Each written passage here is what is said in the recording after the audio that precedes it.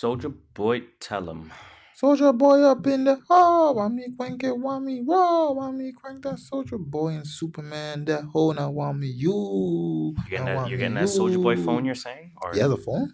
What is it? I know he had a game that was bullshit. Oh, it's a game, yeah, like the N-Gage.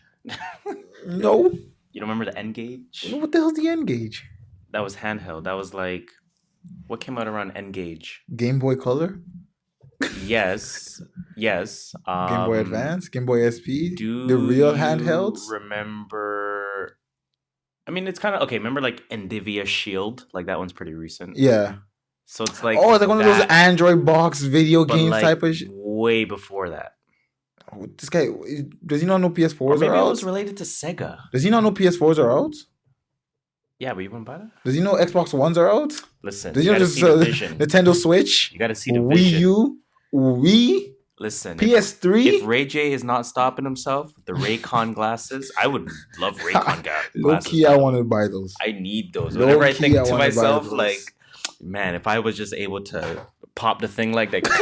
That's why I'm lying down, but I want to see my TV, but I can't lie down with my glasses. I just pop an end. The man holds it. Like, how do you not get a fingerprint? Like, the way he just holds it so perfectly. Like, called monocles. Holy, man's holding Shout out to Ray J, that's invention. That's I'm saying. So why we shitting on Soldier Boy? Because you just said comeback. You just said it came back. You just said it was from 2019. No, I'm saying the.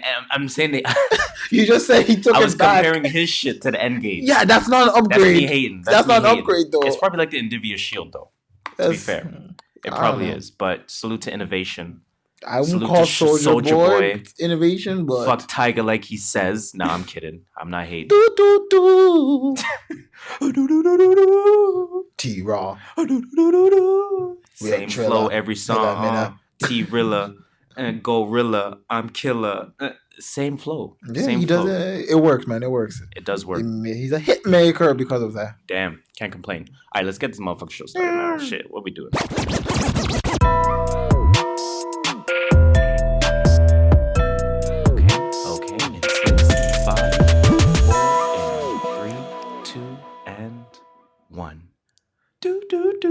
You know, they don't actually say, they stop at like 3 and just point. Yeah, they do the fucking and 2 and. Hello. All right then, you already know what it is. Microphone check 1, 2, 3, 4. You already know what it is. Hello. Welcome everybody. North Views Podcast. It's episode 38. 38, yes. 38. You're right. Shout out to the. I got my tab open this time. I was going to say, are you ready this time? Kwame Brown. Okay, I don't think we want to relate ourselves with Kwame Brown. Anthony Cook. Remember Anthony Cook back in the day? We got Victor Curiapa. I don't know if you remember him. He played in the early 2000s. We got Mikey Moore. Remember him? Sounds familiar. White guy, right? I thought he was black. Okay, I don't know that. I thought he was black. Basically, no athletes wore number 38 in the basketball world, at the very least. Shout out to whoever called us out last time on 37. We missed. I'm not going to say whoever. I just don't want to, say the Govey. So, no disrespect to you, but we missed Patrice Bergeron from the NHL. Yeah, but we don't watch hockey like that, though, so we're not expected. But it's the perception. We're the True North Views podcast, man. We're expected to know about hockey. You're right. After we come out of our igloos. Damn. You already know what it is, man. We're back. True North Views podcast back for another episode because the man ain't stop us yet. We are the man. We're not going to stop ourselves. Hell no. That's kind of silly. But who are we? Let me tell you. We're your go-to podcast to start your week. Your favorite podcast. Your favorite podcaster's favorite podcast. Some would even call us Toronto's official. And I guess that would make us also Ontario's official, unofficial podcast. Why? Why? Because we are the kings of dope criticism. Yeah. The pharaohs of prolific opinion. Yeah. The emperors of elevated thoughts. Wow. How convenient is fucking that? It's your boy Harris here. You know me. I'm your script master, Mr. Triple Double No Assist, JustShola. Jeez. And as usual, we're giving you our views from the perspective of a couple of first-generation Canadians on what's really buzzing, buzz. What people are talking about, and most importantly, what people are not talking enough about. Feel me? Plug time. You already know what it is. You can follow us at True North Views. That's all one word. It's very easy to spell. Sound out the letters. TRUE. And is it one of those ones that are easy if you sound it out? No, there's a silent E at the end. Yeah, true. True is when you mad said hard. that, that's why I said true. I'm like, no, what are you talking about? You know what? I'm not going to ruin your flow. You're in a moment. Damn, Just keep going. You know what? Just follow my direction. Then Simon says TRUENORTHVIEWS. You can listen to us, of course, on your podcasting platform of choice, whether that's Spotify, whether that's Apple Podcasts, whether that is the podcast app, whether that's Google Play, whether that is SoundCloud, whether that is anywhere. And just make your life easier. Google us. You'll find us.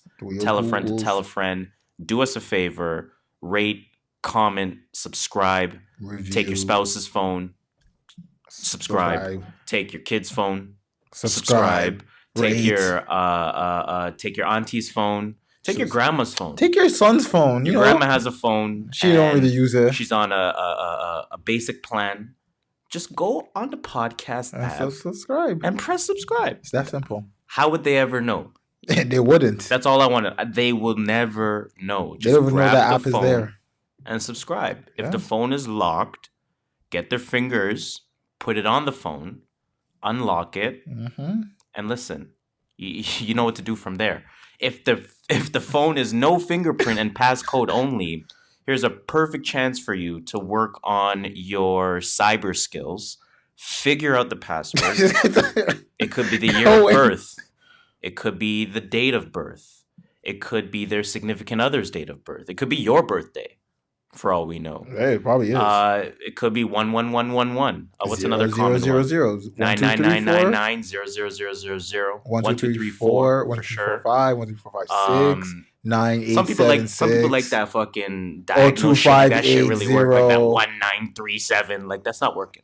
No, you know what I'm saying? We know the tricks now. You hit the corners. Yeah. Like you're not faking me. You're not faking me. We know your codes. But it's very easy. All you got to do is grab a bunch of phones and press subscribe. At that point, rate us a perfect rating, obviously. Remember when Ubers needed ratings? Now they don't anymore. Wait, I thought Uber doesn't use ratings anymore? No, but I mean, like, remember, like, when the drivers really did some shit to earn that 5? Oh, yeah, they were going out of and their now it's way. like, yo, pick me up at my house, and, like, nah, you got to meet me at the corner type of thing. Like, you got to meet me at the intersection type thing. That is wild. But anyways, changing. Like I was saying, do the rating, do the subscribing, do the commenting. Do it up. Do the telling a friend to tell a friend and tell that friend to tell 6 more friends. It's 6 degrees of separation. It's very simple. It's simple science. Simple science. Is it simple science? It could be.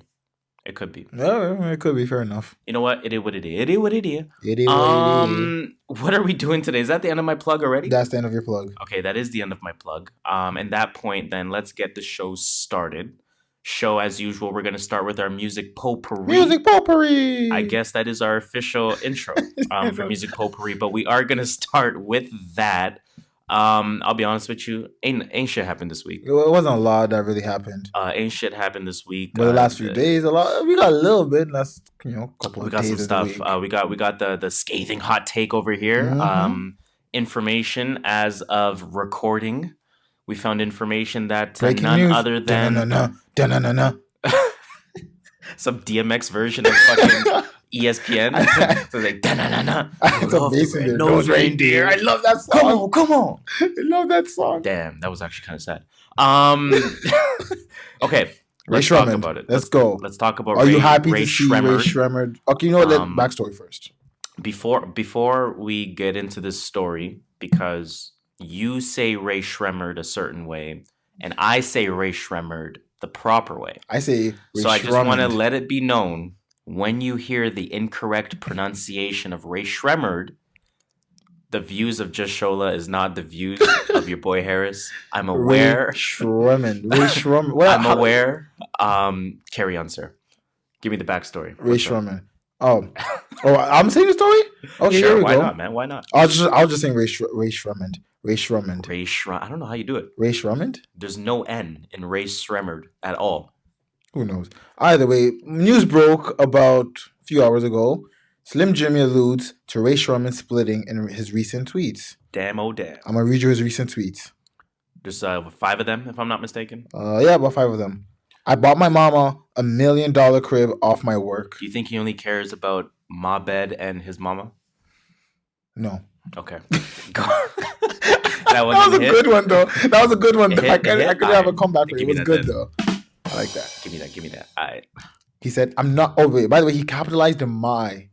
Okay. He says, I'm not Rae Sremmurd. I'm Slim Jxmmi.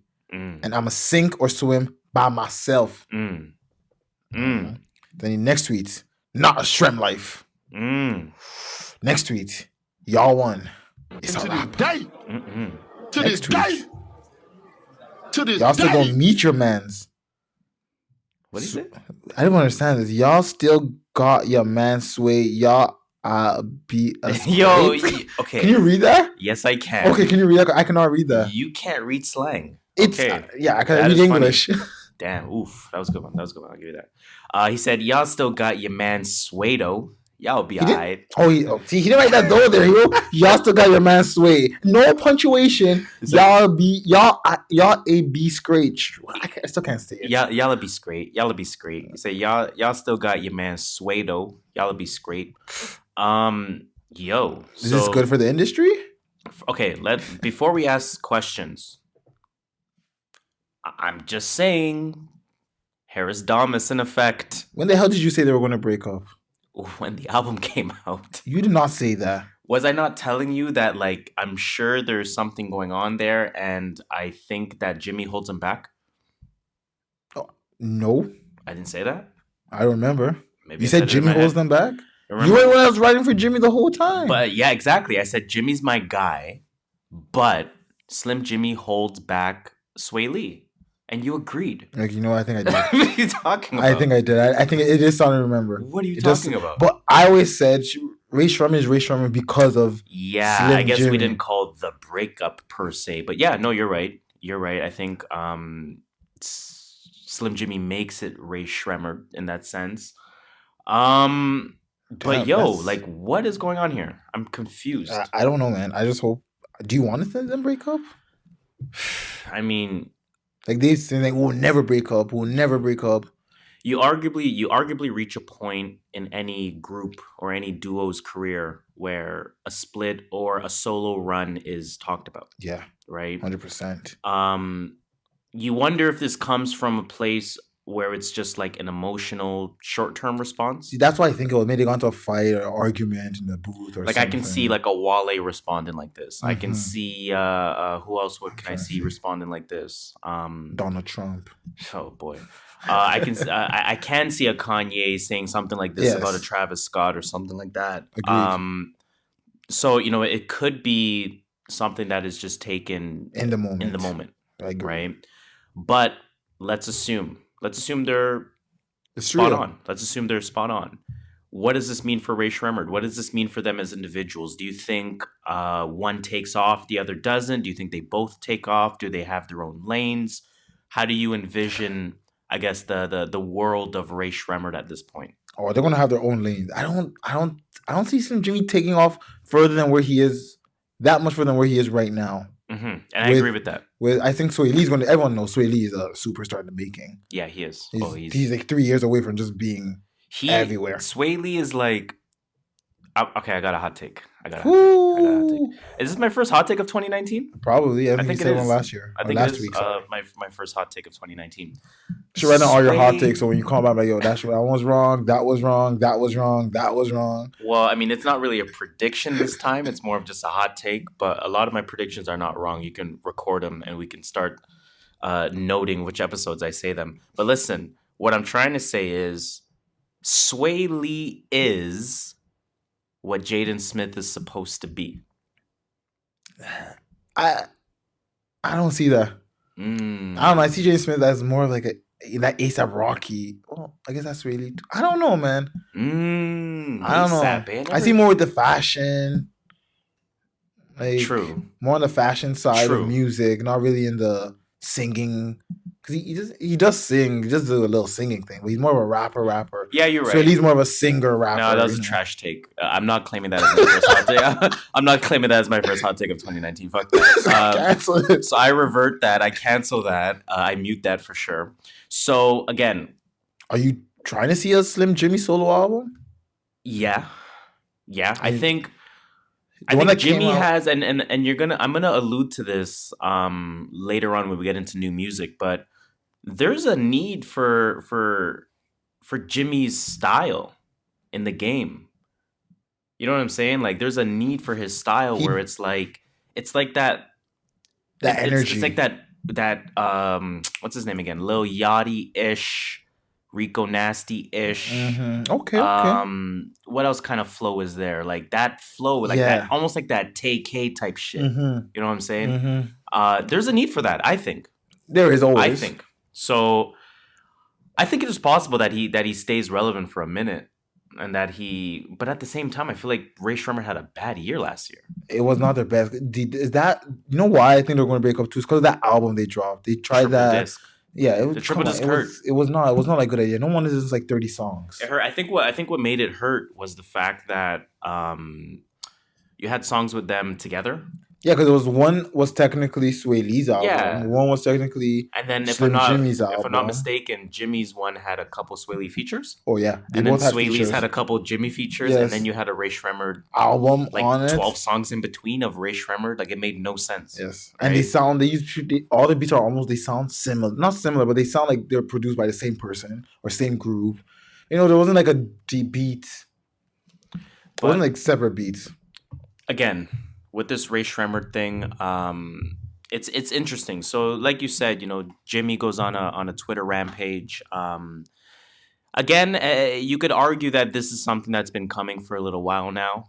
Sway Lee, obviously, he has increased his mainstream success. Oh yeah, continues to do so. He's done multiple features. We think about the Spider-Verse soundtrack feature that he did. Jxmmi hasn't really been as visual in that sense. So you almost wonder if you think maybe it's possibly jealousy of some kind, envy. Like, there has to be that sort of little bit of jealousy there. It's like, come on, look, so he's getting features from Post Malone, like on a #1 rated movie in the country at one point. Mm-hmm. You got to feel something. Like, no one's even checking in for you. I'm like, oh, where's Sway Lee? Nah, where's Rae Sremmurd? Where's Slim Jxmmi? And Sway Lee's taken off with his own storylines too, with his girlfriend that he keeps breaking up and making up with. I'm over that. And it's like his pet monkey or whatever the fuck he has a got. pet monkey. What does he have? Like a pet chinchilla or some shit? Like, I don't know, man. Whatever the fuck it is. Shit, man. So clearly he's making inroads with himself with respect to his storyline and getting his name out there. So I don't know, man. You know what? I mean, we'll see what the future holds. We will see what the future holds. I am rooting for Jxmmi. That is my guy for sure. Jxmmi is my guy. You put me on to him. I thought he's definitely slept on. He's my guy. He's definitely slept on. Sway Lee would not be Sway Lee if it was not for Slim Jxmmi. But you know, it's exactly that's where I put it. Exactly. And Jxmmi, correct me if I'm wrong, Jxmmi is the producer. Is he a producer? I don't know this. Not a producer, but I'm saying like the more of the legwork. I guess Sway Lee is more of the performer. Oh, I mean, that I don't. Whereas know. Jxmmi does more of the legwork. I think. Don't quote me on that. If it's right, even more power to Slim Jxmmi. Don't quote me on that. But I think Jxmmi will be fine on his own. Yeah, I think again, like I said, I think he's peaked, but he's not like going to downfall and all of a sudden be name. I can see that. I think like he's not selling 130 first week. He would be the guy that sells 75 first week. Yeah, and you would look at that like that's alright. Yeah, something like that. Right? Like 60 first week. No, the 60 days are done, bro. With the streaming world, the 60 days are done. Everyone putting up 80. Everyone throwing up 80. just by having a name, you're putting up 80. Holy shit. Okay, yeah, that's what 15,000 sales actually meant a good paycheck? Yes. Now 15,000 equivalent album sales means making 100,000 before was like groundbreaking first week, 1,000. That's when 100,000 you mean? Yeah, 100. No, 1,000. Like first week. 1,000? Sorry, 100,000. Yeah. Oh, okay, sorry. Gold. Yeah. Yeah. Certified gold. I remember that shit meant something. Mm-hmm. Now that's why Drake in 10 years ago would have easily gone a million first week, easy. You think so? Drake in 10 years ago. I mean, obviously, you're saying like the Drake now, if he was placed 10 years ago, like is that? Like, well, if Drake's like not so far gone, Drake obviously. Just like exactly. Drake now placed 10 years ago, same hype around him, just. Whatever music is bumping, whatever. He's making the best music of whatever. People are liking him. If he's doing 700 with streaming, real sales. I think it depends which era. I think it depends which era you're talking about. If you're talking about the 50 Cent Game era where Game did fucking 5 times platinum. Yeah, Drake's killing. Drake's going Drake's going. Well, let's not sleep on Game. I'm not even gonna disrespect Game. No, I'm not. No, the way I made it sound. The way I made it sound. I'm not gonna disrespect Game like that. Yeah. Drake's doing $1 million first week. I can see if that. He's doing $750 right now. I can see that. What? Speaking about album sales and albums not coming out. What's up with your boy Uzi, man? Talk to me about your boy Uzi. You're the one that told me this because I don't check for Uzi, but I listen to his music. What do you mean you don't? You have him on every god list possible, and you don't check for Uzi? I'm confused. Like I don't, because he doesn't release music enough for me to check for him. I just hear it when his music comes out. So Uzi's pretty much saying Atlantic is stopping him from releasing his album. Yeah. And he's been saying that, I believe, for a little while now. Yeah, he's been saying that since last year. Are you surprised? No. No, it's Atlantic, obviously. Why do you guys sign to Atlantic? You got to stop thinking about the instant money and play the long game. Oh, that's what you're talking about? I thought you were just doing a long con to promote his album. Oh. That's what I think it is. Maybe you're onto something. There's like now everyone's tweeting hashtag free Uzi. Now, 2 weeks later, his album drops. So you think this is strategic marketing? I think everything in music related is strategic marketing. So do I.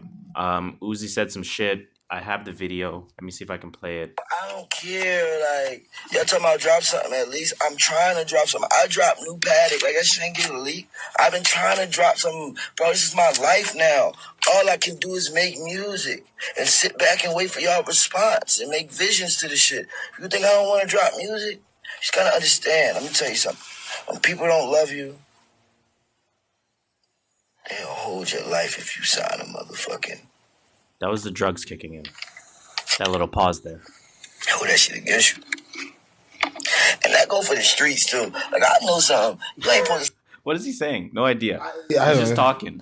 I don't see why record labels will stop people from releasing music, especially someone on Uzi's level who they know will bring in a crowd. Creative differences. What? Because think about Atlantic. Atlantic knows they have full control over a bad baby.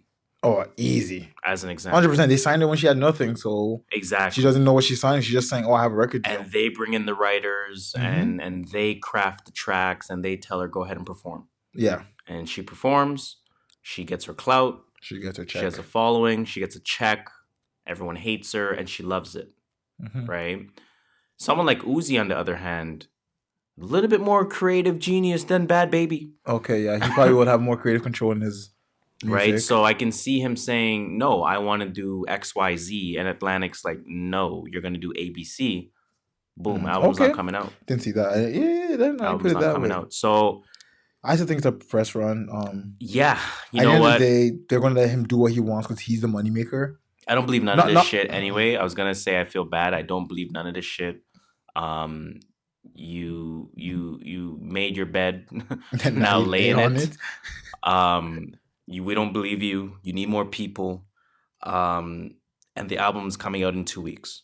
That is my first hot take. Lil Uzi album is coming out before the end of January. Jeez. You heard it here first. Lil Uzi Vert. Money longer. Why don't I have that as a soundbite? Can I fucking make a note of that? You gotta find that somewhere. Holy shit. Okay, sound bite. Lil. Ooh, if I put mad U's, I'll know what I'm talking about. Lil just put things. Craig Kellogg after. Was it Craig Kellogg? It was Craig Kellogg, right? No, it was Money Longer. Was it Marv Albert? No. No, it was. Who's the fourth guy? The guy that Kevin didn't O'Neal. What's his name? The guy that didn't play basketball on TNC. I know all three of them, but him. Kevin Harlan? No, not Kevin Harlan. What's his name? Ernie. Yes, Ernie Johnson. Ernie Johnson. They all have the same voice, man. It's not my fault, okay? Yeah, it is. And we go here. Pass the ball to Westbrook. You see Westbrook last night. And he nails it. Good. Anyways, let's move on. Let's move on to some Canadian beef. Yeah, eh? Canadian bacon. Yeah, eh? Female bacon's overrated. It's not that good. It's not that good, man.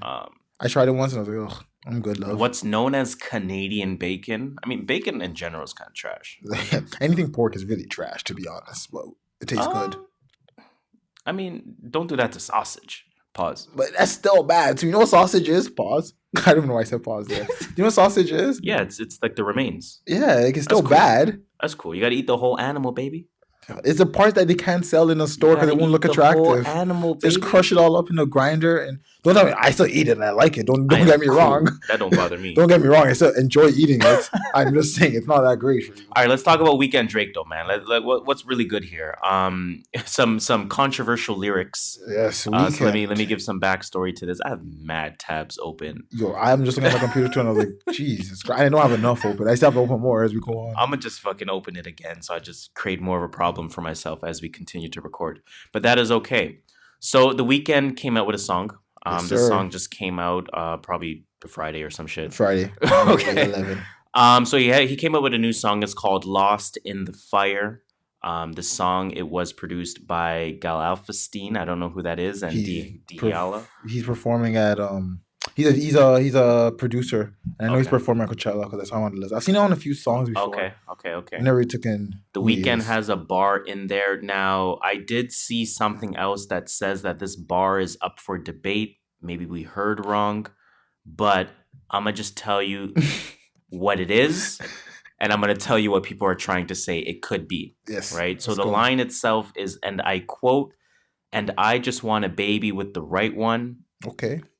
Because I would never be the one to hide one. Okay. That's the bar. Mm-hmm. Now, the fake bar is, I just want a baby with the right one because I would never be the one to hurt one. I've heard that too. Right? He said hide one. He's talking about Drake. Easily. Why? Just how the song goes. But why? I thought they were good. Yeah, but it's a solid bar.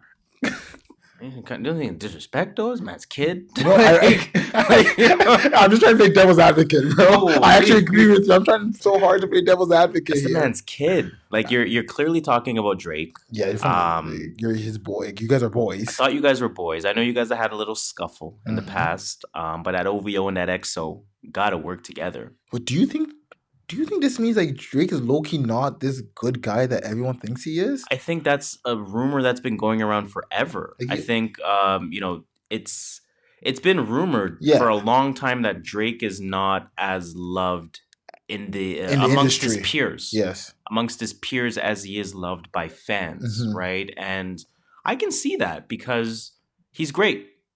That's part of it. Yeah. He's great, right? Another thing you really got to think about is he doesn't really carry a lot of people with him. He doesn't. He carries his boys, and that's it. Right? Like it's, his boys, his internal network, his peoples from day one, absolutely. But from a peer standpoint, he's not really bringing peers with him. No, he's not. Right? So it's like, I get it. Why would he be liked? I think Pusha T said a lot of that. I think it's been said on the Joe Budden podcast. I think I've heard it. Trying to think where else I've heard it as well. Well, people have said it, like Drake doesn't have a team behind him that he's bringing up with him. OVO basically. Yeah, like OVO is just Drake at the end of the day. Like they have other acts that we know of, but no one's even anywhere close to it's star level. Like, it's interesting that OVO hasn't become what it should have. Yeah, it should be like MMG on times 10. MMG, I mean not times 10, but like MMG was full of superstars. I know what I'm saying, but it should have been like it should have been competing with like almost getting to MMG's level. Like if I was Drake, I want to get superstars on my level for sure. And who's their last artist that they've had? Baka Not Nice. Yeah, who the fuck is that guy? It's Drake's boy that was in jail. That Drake just said, "Oh, you came out of jail. Here's a rap career." Oh man, this shit right here, Roy nigga. Woods, Division, but like they're not bumping like that. Like they bump in Toronto. Roy Woods is with him. Yeah. I mean, that's a decent name. That's a solid name to have. Yeah, but like he's not Division selling. Is solid though. Division is probably the best act they have. Oh no, and they have Magic Jordan. Yeah. Like and we know them a lot more because we're in Toronto. That is true. If we're in like in Atlanta or like Alabama, who did DVSN? But I also think music has become very. I think music has almost gone through history again, where it's very local now. Oh yeah, definitely. I do feel like it's a much more local game where it's like.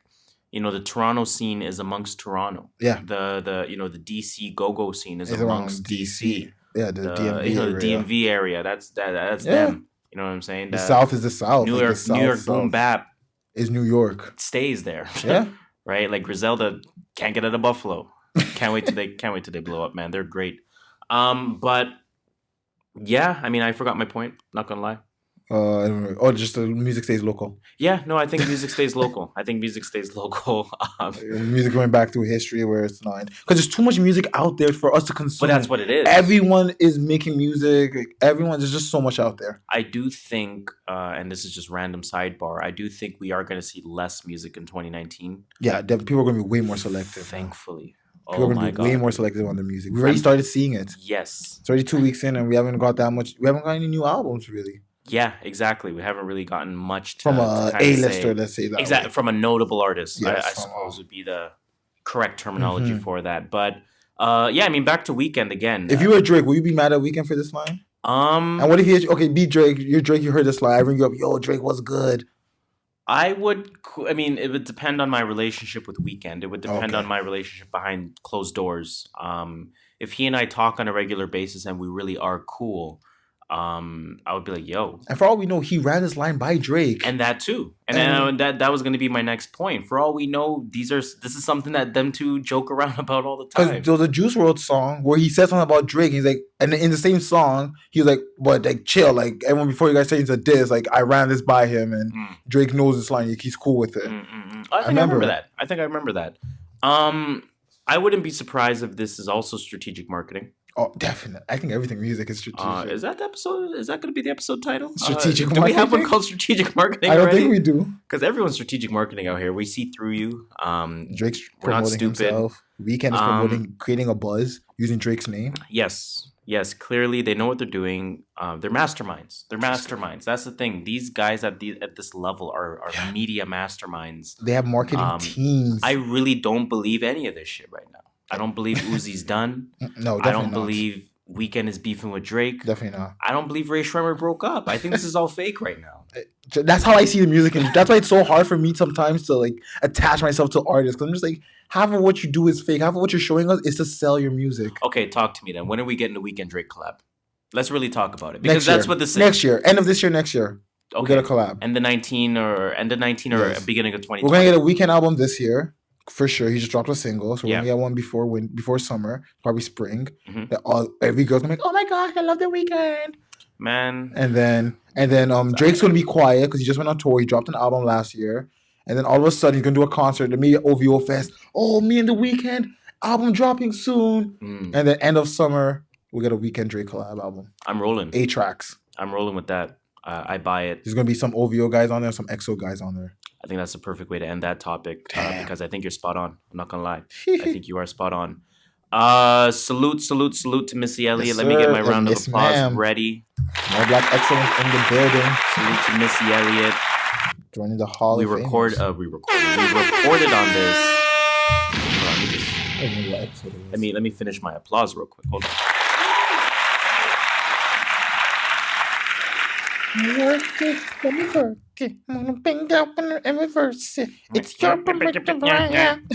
So Missy Elliot, again, we did report on this being more than likely to happen. It now has become official. So Missy Elliot, of course, is celebrating her Songwriters Hall of Fame induction, becoming super official at this point. Yes. I think she posted something. She did. She posted a tweet. What did she say? She just thanked everybody. And she used that same picture that don't really look like her. You know that one has that one picture. It's like only if in the right light and you dress a certain way, you cut your hair a certain way, and you do this thing to your face and use this lotion that you can look like this. True. But she did say, I want to congratulate all the amazing songwriters who have been inducted into the 2019 Songwriters Hall of Fame, and those who were nominated because their body of work is amazing. I am so humbly grateful to be now inducted also. I love you all.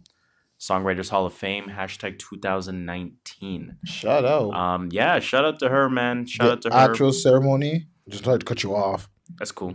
June 13 in New York at the Marriott Marquis Hotel, if anyone plans on attending. Shout out to June. And she's also only the second hip hopper, and that's what the article says. I don't know why they use the word hip hopper. Interesting. In 50 years to be nominated. The first female, of course. And do you know who the first one was? Of course I do. All right. So you were saying before this? So, I mean, it's her and Hove. Yeah, her and Jay-Z, by the way. Right, it's her and Hove. Her and Jay-Z, just the only two names that are in there. That's a good look for sure. Again, I know It's not to say we, and I say we as in the Black community. Yeah, I feel. Come on, guys, don't be that sensitive. It's not that we rely on these types of notorieties and award type of things, but it is good to see that it's acknowledged. Yeah. So I was watching something Insta famous. It's so dumb. It was something on Instagram. I was cleaning my house. I need to clean time. I need to kill time. Wow. So I just put something on TV just so like there's background noise. I mean, I'm not, and I don't want to listen to music. But I am. But it was just Iggy Azalea. She was showing like some of her trophies. And it's like the trophies are just that visual visual. Were you watching MTV Cribs? It kind of was like that, to be honest. She was just showing off the shit she had. Iggy Azalea. It's just visual confirmation of your hard work. That's all. That's what the award is. It's nice to have that visual confirmation of saying, especially when it is lifetime-esque. Exactly. Right? Like if it's an award of the year, okay, whatever. Yeah, that's whatever. Macklemore has a Grammy. Yeah, that was if it's more of a lifetime type of thing, like Kendrick Lamar winning the Pulitzer, or Missy Elliott getting into the Songwriters Hall of Fame, Snoop Dogg getting his hands in the on the Walk of Fame, the Hollywood Walk of Fame, yes. Getting a star on there, not a hand. I don't know what city. I don't know what city they make hands. I feel like I was watching. Was that like Toronto fucking Hall of Fame? Like, what are you talking about? I felt like someone's putting hands in concrete. I think you're right though, somewhere. But in Hollywood, there's a star. There's a star, not the. I don't know. But I think somewhere does a hand. I'm not even gonna lie. I think you're right there. But yeah. Good for her. Good for her. Let me give her a final round of applause for sure. That is a big lift. Salute to Missy. Keep doing it up. Let's get into some new music. Before I get into new music, I do want to give the weekly shout out to Boozy Fade, of course. They are the ones that provide me with my list or the list of what potentially needs to be listened to. So I mean, some stuff came out. You said you listened to nothing. Okay, I listened to a bunch of singles. This was like, but not nothing, but no albums came out. Run me through the singles. Pause. I gotta open Spotify. I know there was another one with Future. Future dropped another one. Yes. There's one Lil Pump. I did not like it, but I had to listen to it just cause. Bad Baby dropped a single. You listened to that? I listened to a snippet of it. Tory Lanez is on that. I know. I listened to a snippet of it. Is that the one where she's actually rapping decent? Is that the one I was talking about? Sounds pretty good. Yeah. No. Like I'll see if I have the academics post of it because I refuse to give her my listen. Oh yeah, I know you're talking about. But I know I saw a clip on Instagram and I ran that clip back like 3 or 4 times. I didn't run it back, but I thought about it. I ran it back. I'm like, okay, I can give whoever this. I can give this. I'm not gonna lie. Salute to her writers because they definitely did something with the pen. Yeah, they did something with the pen, and it's not even that exquisite or extravagant. It's just her. Yeah, it's just knowing how to use her. I guess she put on a good performance. Now I understand that's the meaning of performance. Yeah, I don't want to hype her up that much. Oh no, like she put a decent. She exceeded our expectations. Your expectations. Yes, let's put it that way. Okay, let's get into some tracks. She's rapper of the year though. No, definitely not. Let's get into some tracks. Who came out with some singles? Weeknd obviously came out with Lost in Fire. That sounded alright. I mean, I heard the Drake bar. It's a pop. It's like Weeknd is pop at the end of the day. Yeah, so makes pop music. Future, like you said, jumping on a jet. How did that sound? It sounded like Future. He's hype shit. Nothing special. Yeah, the first one was better. Crushing Up or whatever. The last one. Gold Link came out with a track. I want to listen to that. I actually want to listen to that. Kalani Ty Dolla $ign. I bumped I didn't think that was new. It's new. No, it's new. I bumped it. I liked it. I liked it better more than expected. But you hate. Not you hate on Kalani, but you just don't. Nah, Kalani was my homie before she got pregnant. She got pregnant? She got pregnant. Now, she has a child? She's having a child. Oh, damn. Kyrie is not the father. I would say it's Kyrie the father. And tummy is not flat. Damn. If anyone got that, I got to give myself a motherfucking didn't. That was the earth is flat, stomach flat, yes. Pregnant. All right. I got it. I think I heard that, though. That sounded alright. Ty sounded alright on that. Yes. I was listening to it and Ty Dolla $ign came and was like, oh, okay, Ty, I see you. Oh, Melly dropped a track. I got to listen to that. Melly? No, not Melly. I meant like Melly. Wait, is that the same Melly that I'm thinking about on the Meek album? That's Melly. Oh, not Melly. I'm thinking about Spanglish girl. The Spanglish girl Melly. Yes, sorry. She's hard. She came hard on that track. She's hard. Yeah, that is her. She came up with a track called HML featuring A Boogie.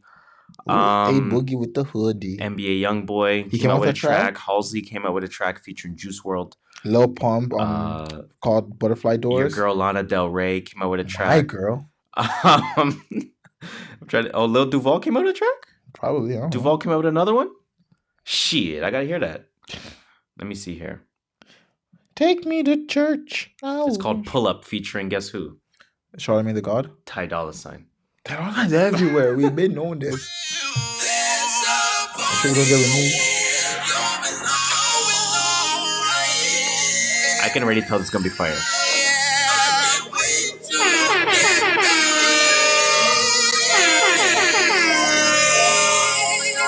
I'm just gonna let it run.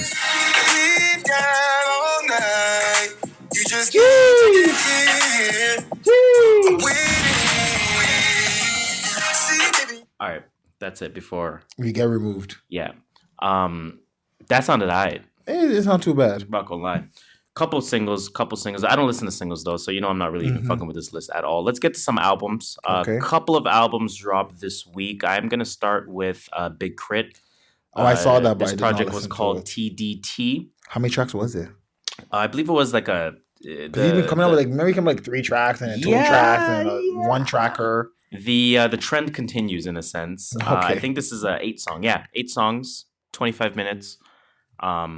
That's another thing for 2019. I don't think we're gonna see any project that's like 45 minutes. Unless it's your super big artist. Yeah, unless it's a big artist, yeah, you're not getting. Yeah, but I kind of like it, but I kind of don't. But anyways, Big Krit, TDT is the name of the project. I personally thought it was okay. Was it better than anything you came out with last year? I don't know why, man. I'm trying. I really am trying, but I can't get into Krit.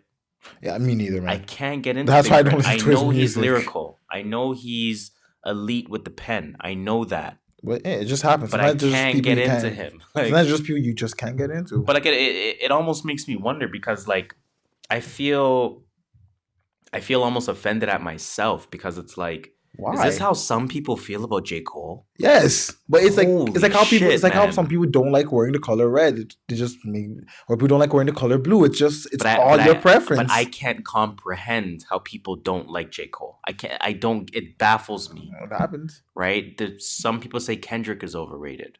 Yeah. I don't get it. Yeah. So when I say I can't get into Big Krit, now you understand. I can only empathize and imagine that's how you guys feel about some of the artists that I love. Pretty much, like, I'm not gonna say like, but there's an example there. But that's interesting. That is very interesting. But like I said, 8 songs, nice little short project. There's a song in there called "Pick Yourself Up." That one I really like a lot. He has another song on there called "Higher," or in brackets "King Part 6." I did not go back and listen to the other 5.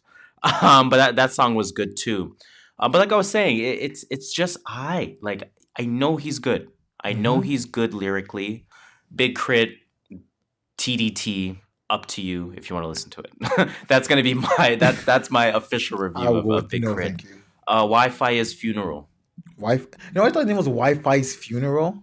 Is that what it is? I don't know. You said Wi-Fi is Funeral. Wi-Fi's Funeral. Wi-Fi is Funeral. Let me check Spotify real quick.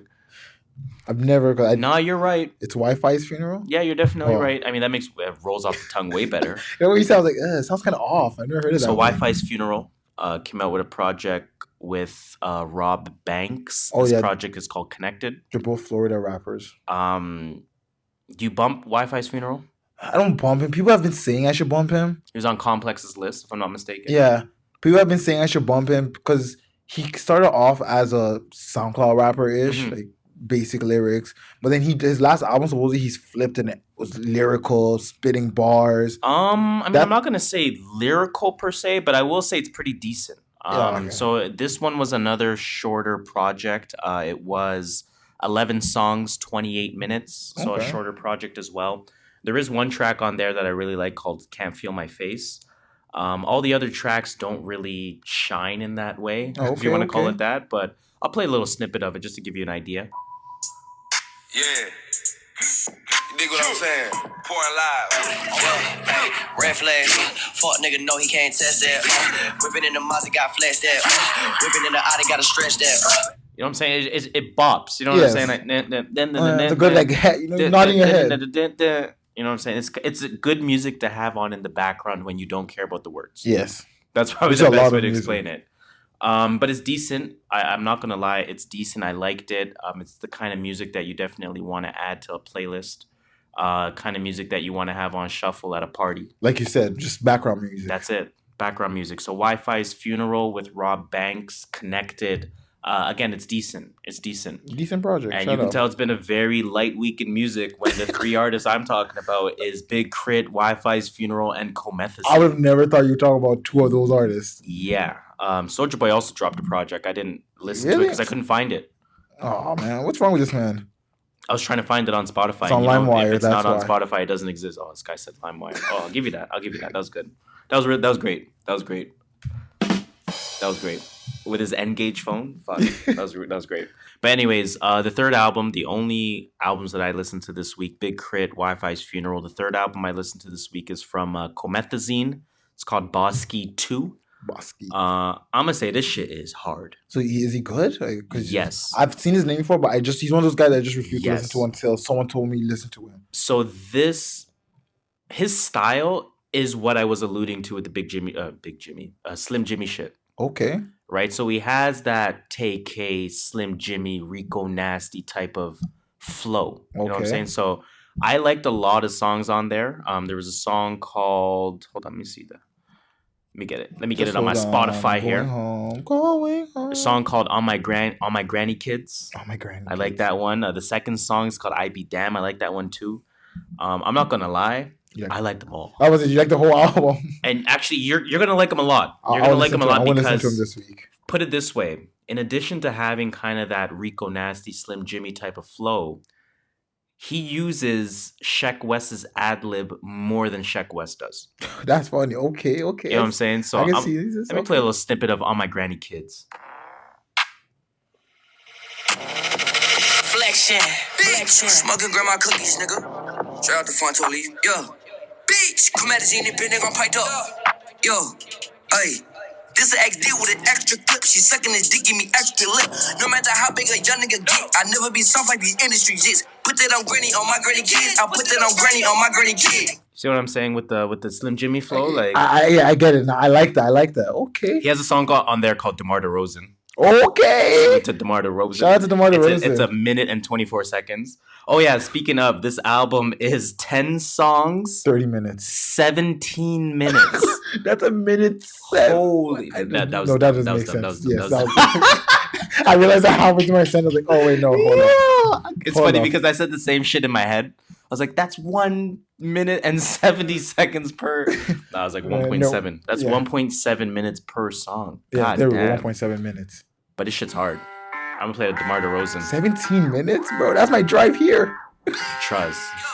Play that DeMar DeRozan. Glock holding 30, I bought a new clip. She tryna talk, I'm tryna hit. Go shut the fuck up and suck on this dick. I just went shopping, I bought so much shit. She talking tough and get hit in the lip with the stick. Knock her right off of his shit. Big bitch, 3,400, I spit on a 50, about 55K on my wrist. Ball like Kobe or DeMar DeRozan when I pull a little bitch, I don't miss. Come here, off-white, go yards. You know what I'm saying? Basic shit. Pretty much, bro. It's hype. But that shit is lit. It hypes, man. It's that hype. album got me. That's one thing I'm doing in 2019. I'm gonna download way less music. I'm not downloading that shit unless I like it. See, that's why I have not listened to anything this week. Because I looked at the list and I was like, Unless someone tells me to listen to it, I'm not listening to it. But normally what I would do, because I have an iPhone that's 256 gigabytes, don't ask me how. But don't ask. Don't ask. You don't want to know. But I download everything. Oh, I see. I download everything and it's just there. Like I still have Smoke Perps tape. Oh no, on my Spotify. I'm not doing that this time. So the only album I downloaded this week was the Comethazine album. Okay, that shit is hard. That means you want to replay it, pretty much. That shit is hard. Yes, I want to replay it when I'm feeling all types of ignorant. You know what I'm saying? Damn near nothing has come out this week. Nothing. Damn near nothing has come out this year. Oh, I think Future is dropping something next week. Friday. Is he? That would make sense. The Wizards, that's what it's called. That would make sense. Make sense. So next week is probably shaping up to be a solid week. Okay, yeah. Rich the Kid is dropping something. Okay. YNW Melly. I've heard of him. I've never listened to his music. I think I've seen his name. Why they always got to start with a Y? It's young. YBN. N-word. Something. YNW, YBBA, YMC. Like what? I guess it must be YMCA. Like what? He's from Atlanta. Oh, he's from Florida. I have no idea. Who knows? Members only. Oh, members only is dropping something. What But else? What else you got on that new music report there, sir? That's all I have for now. Nothing. No one big. You know what? Let's end new music there. In that case, before we end the music potpourri segment, of course, we're gonna get back to our shit. Your laptop freeze? Oh, it just wasn't clicking. I was cheesing it. I was getting mad. I was like, just go to that damn tab. Holy fuck! Let's get back to our regularly scheduled programming because we actually haven't done this segment in. Let me think here. 3-4 weeks. What was the last time? Everybody's Nasty. Y'all won part 1. Y'all won part 2. The nomination. The other one. Y'all won. No, not y'all won. The nominees are, the winner is. And the winner is. Did we do one in 5 weeks? We haven't done this in 5 weeks. Hey, well, welcome back. Welcome back, segment. Come sit down. Welcome back, segment. Let's ask the question: what is in your rotation, sir? Do you want me to start? I do want you to start. So, I bumped Icebreaker because, stay with the Icebreaker by Lil Barrett. Yeah, that I was going to say. I'm like, I know that name. Okay. Yes. Then because of that, I started bumping a bunch of Toronto playlists. Just they think called Northern Bars on Spotify. On Spotify. Yeah, a bunch of Toronto guys. Nothing really bumping. Is that playlist alright? Like, it's alright for Toronto. Like, if you want to get into the Toronto, like, see what's bumping in the Toronto scene. I should listen to it more. Yeah, you're not missing much. Dilate. That's funny. Dilate, you're on it now. You know what? It does what it does. Like, it's almost like background music, but it's hype. So, like, I'm energized by the background music. Like, lyrically, he's not doing shit. Cardi has one of the coldest fucking ad libs. He does, man. Period. He does it nice. Yeah. I listened to Perfect Timing by Nav. That was his first studio album. Came out 2 years ago, if not maybe 2 years ago. That's the one you said was good. Yeah, that's one I liked. I love that album. Fair. Then I went back and listened to his first album, Nav. Wasn't the first album, first project, EP, whatever you want to call it. Who knows nowadays? It was actually self-titled Nav. A whole bunch of playlists, just more playlists. Fetty Wap. I went back and listened to Fetty Wap. Fetty. I don't know. He came on. So when I listened to one of the playlists, hold on. Before you even say that, I need to preface all the viewers. I'm going back to a time. I want to say 2011. Fetty Wap's biggest fan on the planet was this guy sitting to my right. Yo, it was not 2011. It was 2015/2016. That recent? You know why? Because when what's this? Is that when Fetty had his run? Yes. Well, what's that first song that he had? That blow up song. I can't find this damn playlist anymore. But yeah, when that song came out, Trap Queen. Oh, You're my trap queen. I fucking hated that song so much. I love. That was my clubbing phase. Mm. Everyone went crazy for that song. That song. Reason my favorite song because I used to party with my friends. I'll tell them this is the song that you guys need to be bumping. I've been listening to music from time. You used to low key be like a fucking A&R, bro. I listen to music. I can tell that music is gonna. I can listen to an album and tell them which one song is gonna be the same. I'm not gonna lie. You've been adamant about a couple people where I look at you sideways like, man, what the fuck is wrong with you? But you've been spot on. And I'll give you that. We went to Mexico, and I was telling this girl in Mexico, I'm like, yo, you need to bump this Trap Queen. I was telling her before Mexico. We went together. It was a group trip. But we didn't go me and her. It was like 10 of us that went. And she was on the trip. So I was telling her before, I'm like, yo, you need to. Key. Yeah, exactly. You need to bump Fetty Wap. You need to bump Trap Queen. And then it came out when we were in the club there. He's like, oh my gosh, even in Mexico? I'm like, yo, you're sleeping on Fetty Wap. And ever since that, I was bumping all this shit, all his albums. He kind of fell off. He quickly fell off. Yeah, but I still bump his stuff. When I see he released a song, I still listen to it. But you went back. Yeah, I listened to like a bunch of his hits, like 679, Kiki. Remember he was on Kiki with Drake? No. No, with A Boogie with a hoodie and I don't know how the song goes. 6ix9ine. On a regular. Do me something on a regular. Oh yeah. On a regular. Yeah. I remember all that stuff. He was on that song. Yeah, that's true. But yeah, I went back to bump some of that and then a bunch of singles. I hear you. My rotation in that case. Yes, rotation. What's in your rotation, Mr. Harris? It's been filled with a bunch of Dreamville. Yeah, you're getting yourself prepared for the album. Surprise. I mean, this is something that I always do when I get really excited about an album. I listen to music. Yeah. So I've been listening to a lot of Revenge of the Dreamers 2. Again, that's a Dreamville project that came out in 2015. I've been bumping DiCaprio 2 a lot by Get on my dick. JID. Get on my dick. Get on my dick. Get on my dick. I've been bumping West 1996 Part 2 by Loot.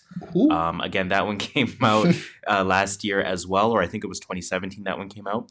I went back and bumped Layla's Wisdom by Rhapsody. Okay. Because I was bumping a lot of Ninth Wonder. Probably more than Dreamville, I was listening to Ninth Wonder. You've been on Ninth Wonder. Yeah. So I've been bumping a lot of Zion 3 by Ninth Wonder. That's his album of primarily instrumentals. Okay. Some of the beats we've heard before. Uchi Wally Wally. Uchi Like, bang, for bang. example, on the Kendrick Damn album, there is this sample that's used at the very beginning. Right, you know that one. Yeah. That's Ninth Wonder? Yeah, Ninth Wonder made that beat. Shout out to Ninth Wonder, man. Yeah, Ninth Wonder spazzed on that beat. But yeah, I've been bumping a lot of Zion 3. I've been bumping Ninth Wonder Presents Jamla is the Squad 2. And obviously then you got to go and bump Jamla is the Squad 1, also made by Ninth Wonder. Like I said, Jamla Records is becoming one of my favorite labels as well. Sure. And like I said, all these are connecting. Like I'm connecting from Dreamville to Ninth Wonder, from Ninth Wonder to Jamla, from Jamla to Rhapsody specifically. So I've been bumping Layla's Wisdom at that point. I went back and also started bumping Tetsuo and Youth from Lupe. Lupe? Yes. Oh, damn. From Lupe. That's bad. Stick out back, man. It goes without saying, two of my favorite albums of all time are The Cool and Food and Liquor. Okay. I did not appreciate Tetsuo and Youth at all when it came out because I remember I was done with Lupe I think at that Lupe time. was a little bit before, just a little bit before his time. Oh, of course. Lupe Fiasco is fucking Dreamcast, bro. He was way before his time. Mm-hmm. Dreamcast was way better than PlayStation and N64. Mm-hmm. Just was out at the wrong time. Yeah.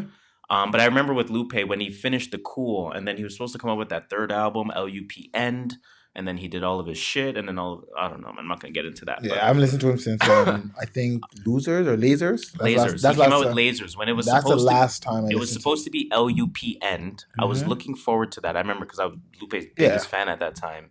And then he comes out with that Lasers, and I'm like, that threw me off from him so much. Threw me off. Where's LUP End? Then apparently LUP End was supposed to be an acronym: L for lasers, U for something else, P for something else. And I was like, all right, man, I'm not following. Like Kazaa, LimeWire, I'm not falling for this. It's too much work, bro. MySpace, I'm not falling for this news that you're giving me. You feel me? But yeah, no, my rotation, like I said, has been filled with a lot of Dreamville, a lot of Ninth Wonder, a lot of Jamla Records. A lot of Lupe Fiasco. Just going back to lyrical rap, man. Lyrical rap. I think the lyrical shit. I think 2018 we saw a shift for a lot of the Lils and the Youngs. Some of them got a chance to shine, but who really shone is the right word. That is the right word. Shone is a word, right? Who really shone amongst that crowd was the ones that were more lyrical, like the IDKs, like the Rico Nasties. Not even necessarily lyrical, but had a little bit more than just more substance than just saying nothing. Yeah, right? I agree. So 2019, like I said, I'm being very selective with the music I listen to. I am open to listening to new music, but I'm gonna stick to what I like. Exactly.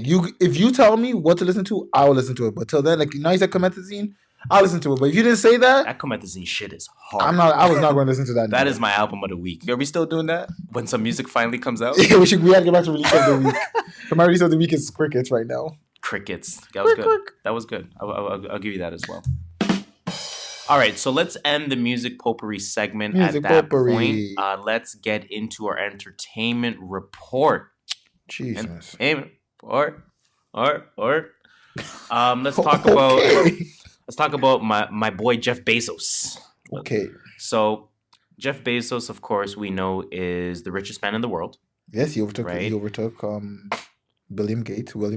I thought he did that a long time ago. Yeah, but just saying, for you that didn't know. His net worth was 140 billion. Fuck. That's with a B. That's Billy. I heard you the first time, nigga. That's William. You know what I'm saying? I heard you the first time. Now, Jeff Bezos might or is going to lose or probably will lose half of that and will still be the richest man in the world. That's effed up. And the person who gets the half will be the second person, so richest person in the world. That happened with... That is nuts. That happened with, I think it was Warren Buffett or something. someone like that. And he got divorced from his wife, and he moved down a spot, and his wife became like 8th richest person in the world. Like, from a divorce. That is nuts. It's unreal. So let's give some context, of course. So the world's richest couple, that is Jeff Bezos and his wife. That's like Diddy Cassie. Remember that? Like richest hip hop duos is like Diddy Cassie. Like, all right, man. The world's richest couple announced in a joint statement on Wednesday, last week, obviously, that they are getting a divorce after a long period of loving exploration and trial separation. Don't know what that means. That's I've been just watching Suits lately, and I still don't get it. It's an excuse Still don't get for it. a breakup. The divorce obviously could drastically reduce Jeff Bezos' stake in Amazon and open the door for his wife to become one of the largest shareholders of Amazon, thus meaning she becomes a decision maker. Boy, you better hope you didn't do her bad. So they're working with, of course, divorce lawyers and corporate government lawyers and all that kind of stuff. Rich people shit. Rich people shit. Suits shit, you know what I'm saying? So a few hours, of course, after Jeff Bezos and his wife Mackenzie announced their divorce, the National Enquirer got in on this, and they had an announcement of their own. They spilling tea everywhere. Yeah, they spilling some tea. They said it has been... so they said they've been investigating Bezos for 4 months. Wait, hold up. Isn't the Enquirer a private, like, newspaper, like, journalists? The National Enquirer? Yeah, I don't think like it's like private, but I think it's up there. No. Yeah, but I'm saying, like, they really, like, they go after Bezos? Like, that's their job? I don't know. I don't know why. I don't know how they got their names for in this. 4 months, bro? Like, what? Like, are you really that? But I think I know why they did some investigation, and I'll get to that very shortly. But again, the Enquirer said that they've been investigating Bezos somehow, some way for 4 months, tracking the Amazon's CEO. They've been tracking him, obviously, across 5 different states. I don't know why they total up the miles there. 40,000 miles. That's an ESPN why do stat. they need all this? The tabloid said that it has evidence that Bezos has been, quote unquote, whisking his mistress off to exotic destinations in his $65 million PJ private jet. You got to put a dollar Let's value to the get it. PJ there. You know, you could have just let it private jets. 65 milli? That's it? Nothing. That's it? That's nothing. Wow, Bill Gates, how much is That's his? crumbs to Bezos, you feel me? But basically... It really is, though. It really is. That's the scary part. When you're worth that much. That's the scary part. But basically, what happened with Jeff Bezos is that he's wilding. He's wilding out. Got caught with his pants He got down. caught with his pants down. His mistress, Lauren Sanchez is her name. Super messy. I have some tweets or some texts or whatever. I will read it because I'm not going to try to say it myself. Okay. So days after Jeff Bezos' $1 billion divorce from Mackenzie Bezos was announced, of course, some racy messages that he allegedly sent to Lauren Sanchez has been released for the world to see. Now he says, I'm just going to quote some stuff. Hold on here. He says, and this is allegedly, quote unquote, I love you, alive girl. I will show you with my body. And my lips and my eyes. Is he a poet? Why is he talking like this? Why is there mad commas in what you're saying? Okay, well, that's alleged. At least easier to read than fucking Slim Jimmy. It's Jim Slimmy. I was going to make a joke, but it's 2019. I can't do that. So, Jeff Bezos, he's 54 years of age. He sent a picture of his private parts and several... No, there isn't, thankfully.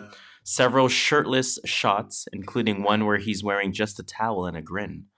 To Sanchez, whatever her name was, Lauren Sanchez, months before they supposedly started dating, oh boy, in the fall, after separating from their respective spouses.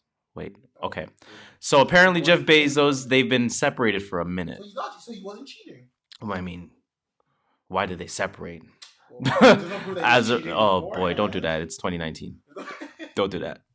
Don't do that. I don't make assumptions. It's 2019. Don't do that. Assumptions. Don't do that. Anyways. Rich men don't cheat. The National Enquirer, this is where they come in. So they reported on May 13th, 2018. So they've been in it. So messy. That he messaged, Bezos obviously messaged Sanchez saying, I want to smell you. Pheromones. I want to breathe you in. Did he say pheromones? No, he didn't. Oh, I was like, damn. Imagine he's trying, I'm trying to smell you. Pheromones. Trying to get the... Hormones. He's trying to spit a 16. He says, I want to smell you. I want to breathe you in. I want to hold you tight. I want to kiss your lips. I love you. I am in love with you. Yo. Okay, Bezos. Yo. Okay, Bezos. He says, quote unquote, you know what I want? I want to get a little drunk with you tonight. Not falling down, just a little drunk. It's called buzzed. I want to talk to you and plan with you. Listen and laugh. He reportedly wrote on June 1st, along with a picture. Send me that screenshot. Let's send this to someone. He says, quote unquote, I basically, and then all caps, want to be with you! Exclamation, exclamation, exclamation, exclamation. Then I want to fall asleep with you and wake up tomorrow and read the paper with you and have coffee with you. This nigga was love struck. Yo. So Jeff Bezos' mistress was also married. Yes. Right? Lauren Sanchez. She also had a husband, right? If you're the husband of Lauren Sanchez, and this was asked on the Joe Budden podcast, that's why I want to ask this. And you see Jeff Bezos' name in your wife's phone. And it's Jeff wilding out like this. What are you doing? I need to know. What are you doing? Because I know what I'm doing. What are you doing? I don't know what I'm doing. What do you do? I actually don't know what I'm doing. I'm taking advantage. I want Amazon Prime. I want free shit. I want everything from the Amazon Basics catalog. I'm using that. I want everything I want the highest level of Amazon possible. That is so true. I'm using that to full. And what sucks is why doesn't that doesn't make sense. Never mind. I'm bugging out. But Bezos is wildin', man. He's now the richest person still, and his wife is now the second richest person on the planet. Shout out to Mackenzie for getting her bag. Why not? That is funny. Moving on to some that made no sense. I'm gonna move on to some nastiness here. Yeah, perfect time to play that. Yeah, kind of nasty. Now this is a story. This is about Toure. Of course, for those that don't know who Toure is, he is the person that spoke on the Surviving R. Kelly documentary. Here we go he's again. The person that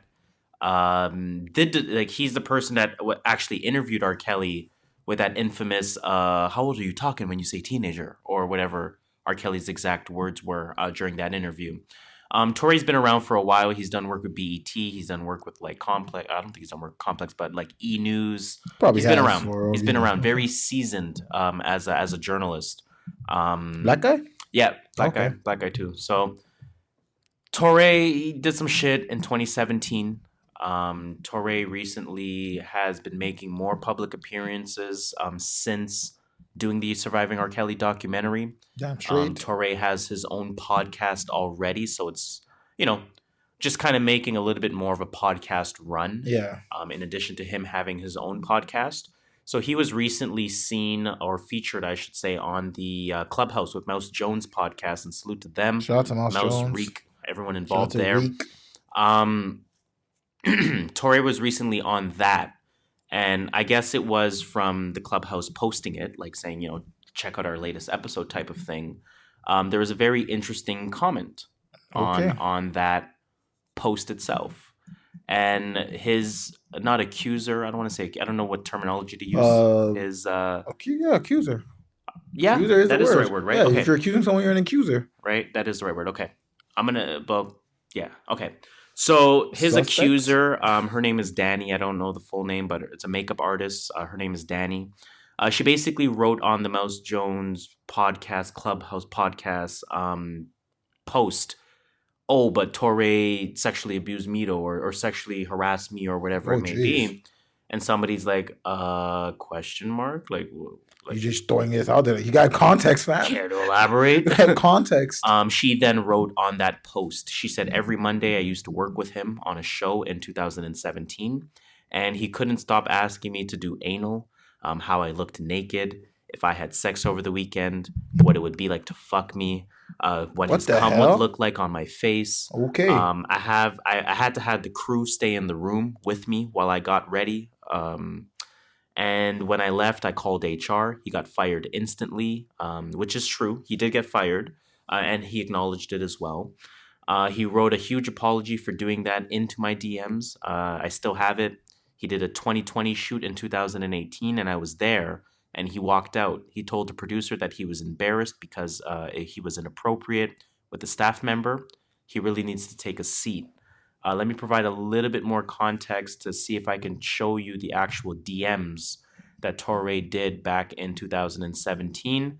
Took me forever to find these DMs. There was only one place that had it. Of course, Vlad TV would have it. Shout out to Vlad. No shout out to Vlad. But he does have it. So anyways, like I said, she says on the post itself, oh, but at Toure used to sexually harass me. How does that work? Because obviously Toure is speaking against R. Kelly. That's where she then goes and elaborates. Here is the DMs. Okay. November 29th, 2017, 4:53 p.m. is where this all starts. That is the only timestamp, right? So we don't know the time in between. He says, "You're such a boo." Weird flex, but okay. Oh, it's right. You're such a boo. That's your opening line. You got it. She says, "What did you say, Harv?" Indicating Harvey Weinstein. Yeah. He says, "Huh?" And then he says, "I was at GMA today. I think Good Morning America, if I'm not mistaken." Yeah. She said, "I asked about you. They said they'd never heard of you. What's up with what? What's up with?" And I can't read. Oh, sorry. And I can't read. You're right. You're right. Yo, trust me, when you write in slang, sometimes like, wait, what? But it's not slang. I expect it to be slang. I think that's the problem. He said, no "What's up with punctuation. that, Danny?" She said, "LOL. Yeah, okay. Were you talking about Matt, as in Matt Lauer, as in he also had some shit going on against him?" He got he fired. said, "People TV." I said, "It's small, bro. As my eyes, am I okay?" Zoom in. Control. Zoom in. No, I'm gonna reset. Okay. People TV. I said he once raped me. Whoa, hold up. No one believed me, and it was fucked up. Wait, hold up. She's saying this? This shit took what? a dark turn. No. That This took a dark turn. Toure said real that. quick. I'm gonna read that back. I'm gonna try that again. I'm so confused. Toure said, "I was at Good Morning America today. Yes. I asked about you. Yes. They said they'd never heard of you. Ooh, What's up with that, Danny?" what is up with that? Danny says, "LOL, yeah, okay. Were you talking about Matt?"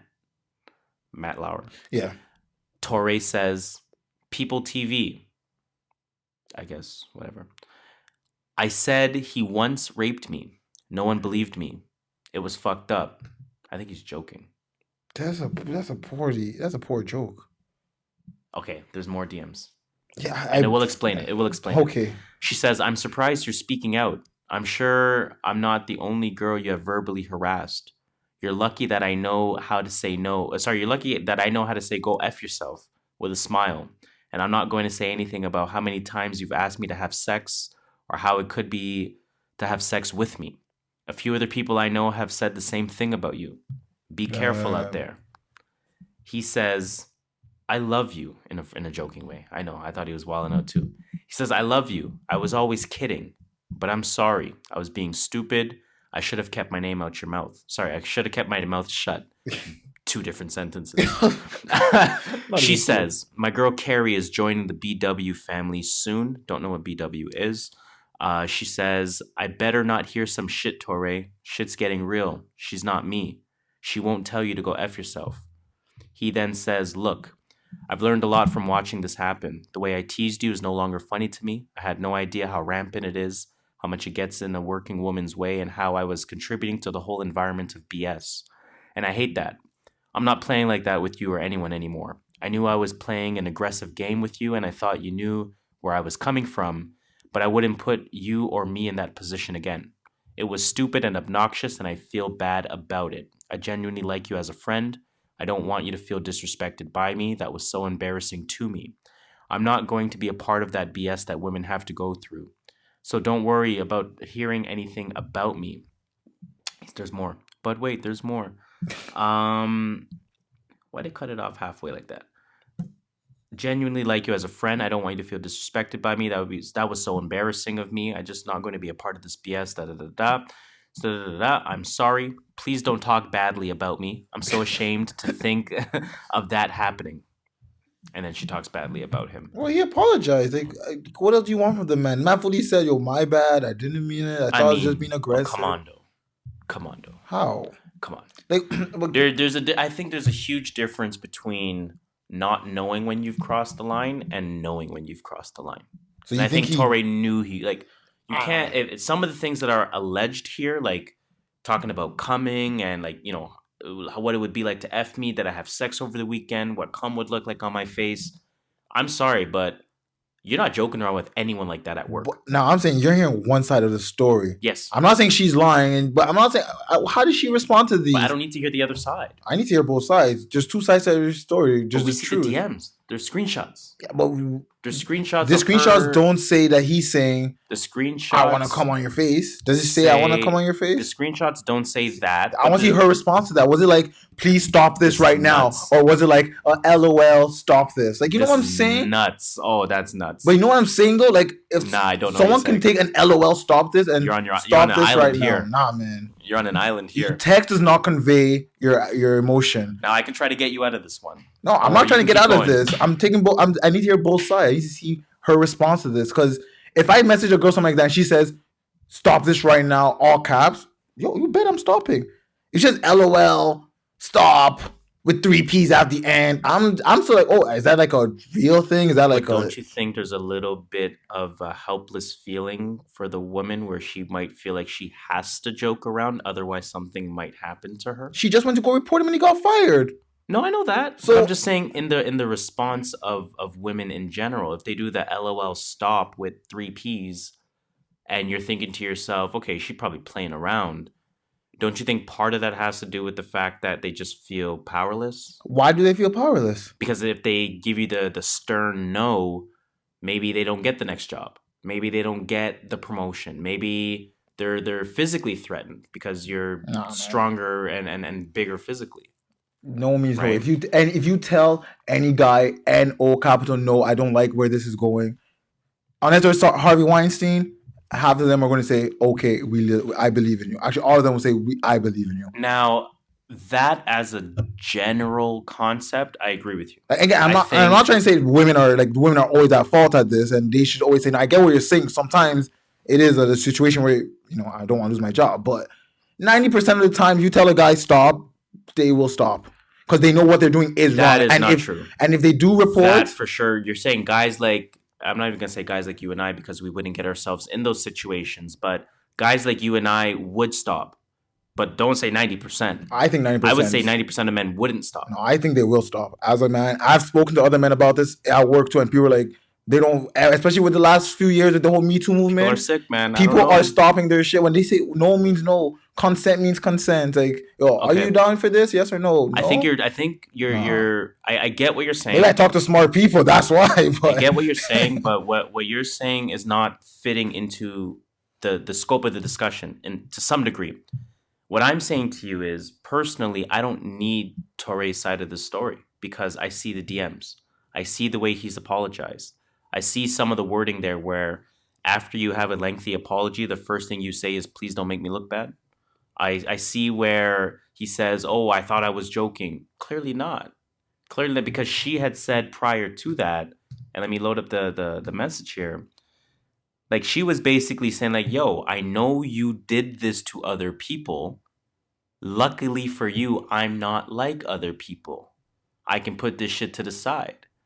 And rather than him defending anything, the first thing he did was apologize. We don't know when that was in the conversation. Was that at the beginning when they first started talking, or that like towards the end? When it doesn't matter when. It's done. It's done, and it's inappropriate. He has a wife, right? Like, well, yeah, that part's bad. Like, I'm not arguing that part, but I don't know, man. I'm just saying I got to hear both sides at the end of the day. I don't need to hear both sides at all. It's wrong. Toure did apologize for it. I can acknowledge an apology, and I can allow an individual to move on from an apology. And I think it's very important in society to allow people to grow. But this is also November 2017, and this is Toure, who is, somebody who's always been a positive voice within the Black culture, who's always, sought truth and meaning and depths of conversation in what he's saying. He's never been somebody that just kind of, does Face dirty value. or has a dirty image to his name or things like that. He's always been the clean guy. He's always been that clean, nerdier looking reporter. And now it's like you've been one of them the whole time, right? Like it's more than one woman that he's done this to. The man has a family. The man has a wife. He has kids. And this is multiple women that he's done this to, right? Like for that Danny girl to say, again, like, let me see here. She said, I'm surprised you're speaking out about the R. Kelly thing, right? I'm sure I'm not the only girl that you've verbally harassed. You're lucky that I know how to say go F yourself with a smile. And I'm not going to say anything about how many times you asked me to have sex or asked about how it would be to have sex with me. Let's assume it was only that. And she didn't say, and I said no. It doesn't, that don't matter if she's saying multiple times. But look, if it says let's have sex, LOL, end of story. That doesn't say yes or no. But that says let's the have woman sex, is uncomfortable. LOL. No, it doesn't. Do a text. No, text does not convey emotion. That's what I'm trying to tell people. Text does not convey emotions. You gotta talk to women more, man. I do talk to women. Text, and I tell them text does not convey emotions. You gotta say what you want. Say what you want in your text. Again, LOL does not mean yes, and LOL does not mean no. LOL means I'm uncomfortable. I don't know what to say. No, LOL means LOL. Laugh out loud. Oh my! It's goodness. A text message. I'm not emotions. There's subtext. There is subtext that it's our responsibility. It's everyone's responsibility. It's the women and the men's responsibility to convey emotions through your text. I'm not disagreeing. The guy went straight to the point. I want to have sex with you. You say no. But I'm not disagreeing that it is the onus of both genders to be more straight up with one another. I agree with you. But in today's society, in 2019, or even 2017, or even 2018, whenever these conversations happened, in a sensitive time, guys have to understand where caution needs to be had. I am not arguing that. I'm not arguing that at all, too. I'm agreeing with you that guys need to have caution. Hold on, let me finish. If he's asked her multiple times to have sex, even if she LOLs every single time, maybe she had maybe once. The fact that you haven't had sex with her yet tells you that you should stop. All right, agree to disagree there, because all I'm saying is that I'm hearing one side of the story. I'm not victim blaming. I'm not saying she's wrong at all. I'm not saying Toure is wrong. In my fact, Toure is wrong for everything he's doing. But I'm just saying I don't like when I just hear one side of the story and everyone says, yes, Toure is completely wrong. Like, yeah, I see Toure is wrong. I see his side. I guess. But I need to see, like, let me see the DMs of him saying, what was your response? What was your response? Maybe? If you responded with maybe, why would you stop? Okay, let's say it was maybe. But then why would he stop? But let's say she said maybe, right? Yes.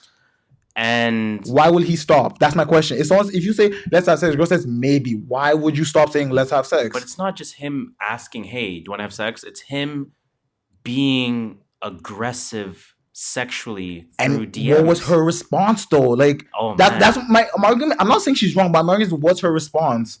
Like, if she said complete NO and he's still going, then I'm like, all right, he's at fault. If she's like, maybe winky face, you can't blame the man for trying. If you maybe winky face, like, come on. Now you're putting a whole different. But that's what I'm saying. I need to see those DMs. Like, what was your response? Let me just ask why. Okay, hold on. Let me finish this question. Why would you need to see those DMs to see how she responded if his apology is already speaking to the things that he's done? In his apologies, he's saying, hey, I know I've made you uncomfortable. Hey, I don't want to be the guy that feeds into that, bullshit, toxic masculinity. Man. Everyone's going to say that. If a girl ever said, you made me uncomfortable, I'll be like, damn, I did not mean to make you feel uncomfortable. Even if I didn't know I was making you feel uncomfortable. I mean, that's a fair point. I'm not saying, again, I'm on your side. I think he's completely wrong. I know. Especially since he has a family. It's not the first person he's probably done this to. But I'm just saying, like, the girl's making herself sound like she's completely the victim there. And no, she's not. No, she's not making it sound like victim. That's how I'm hearing it. I don't think. I'm hearing it as she's playing the victim only. And I'm like, relax. I do want to ask one final question. Let's see if we can change the vibes a little bit. Let me change the vibes. So it went deeper than we expected. Change the vibes a little bit. I do want to ask. Okay, so I mean, there's people like Toure, sexual, verbal, sexual, whatever you want to call it. There's people like Joe Budden who have spoken out very much against people like R. Kelly. And Joe Budden has had domestic violence allegations. In court, they proved to be false. And that's as far as I'm going to go with that. It's not my business to speak about that. I do want to ask, people like Toure and people like Joe Budden have received backlash. People like Jay-Z, not really, but those two have received backlash for speaking about R. Kelly because they, quote unquote, don't have the cleanest past. Man, people change. We've been through this every day. But that's what I want to ask you. Is it okay for Toure, knowing what we know about Toure now? Yeah. Again, whether it was maybes or not. Yeah. I get what you're saying. Aggressive advances. I get that part. Can Toure even speak about R. Kelly like that? Well, yeah, people learn from their mistakes. Maybe this is the first girl. I mean, maybe this is the first girl Toure has ever apologized to me. He's like, oh damn, like it is maybe that. Or maybe he's actually maybe when he got fired, he realized like, oh shit, like this shit's not as funny as I thought it was. Maybe now he's changed. He's reevaluated the way he looks at life. Maybe then he's allowed to talk about it. We can't cancel people for what they did before. Like, we learn from our mistakes. I'm gonna agree with you, but for a different reason. I don't think it's because people learn from mistakes, yada yada. Because this shit happened in 2017, man. Like that just happened. You put something somewhere and you spill it over. Don't you not put something again? It happened yesterday. The point I'm trying to make is that I think they should be able to freely speak about R. Kelly because it's completely different. We can't pool everything together, right? Like it's not to say one thing is better than the other or one thing is worse than the other. But what it is to say is that how can you tell a human that they can't feel compassion for some, like not for somebody, they can't feel compassion for the victims of somebody who's running a fucking like teen ring sex shop thing, like whatever he's doing. You know what I'm saying? Like, how can you not feel compassion for that? And how can you not speak against that because you have allegations against you of something that's different? That I just don't get, right? Oh, yeah. So to the people that have a problem with certain individuals speaking out, go look at your past. I think, damn, shit. Everyone's so quick to throw a stone. But I do think people are wrong for that. You have to allow people to feel compassion. It's okay to say, yo, what R. Kelly's doing is fucked up, even if you don't have the cleanest past yourself. So I'm gonna just leave it at that. I'm gonna leave it at that. Let's end this segment on some positive shit. Because positivity. All right. Yeah, let me play that. This is to change the mood and to change the mood only. Hey, squad. I do want to talk about on God. This 14-year-old producer. Shout out. She is set to become the youngest EP executive producer. Damn, she beat my record. In a Hollywood motion picture. Shout out to her. Let me actually spill her name and stuff first.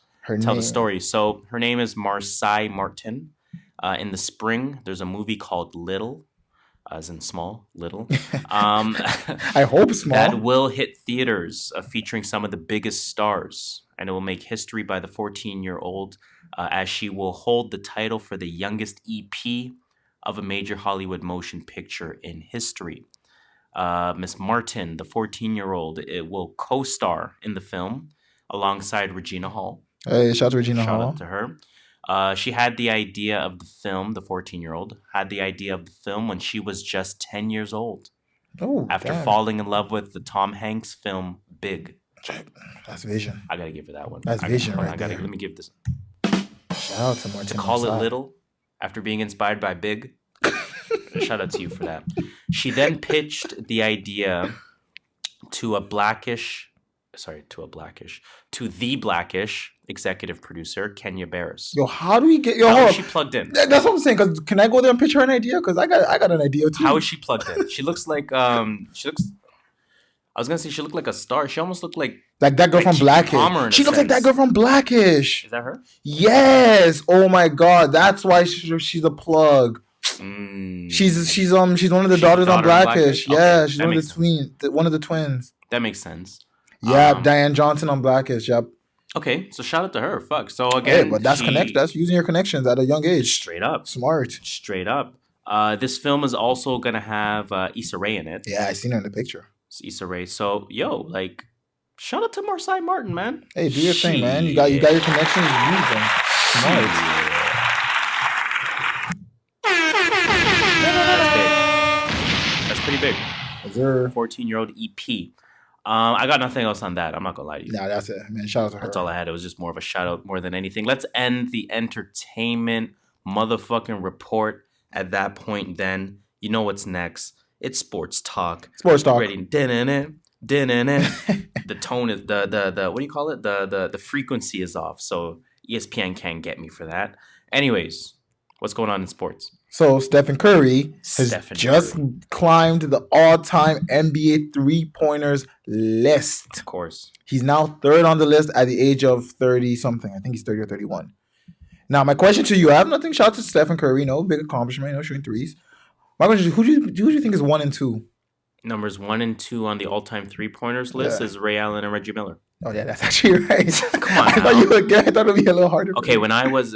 Fun fact, when I was, I think I was 11, may have been 12, for Christmas, my mom bought me a toy, didn't know it had the batteries in there, opened my gifts at like 5:30 a.m., everyone was sleeping.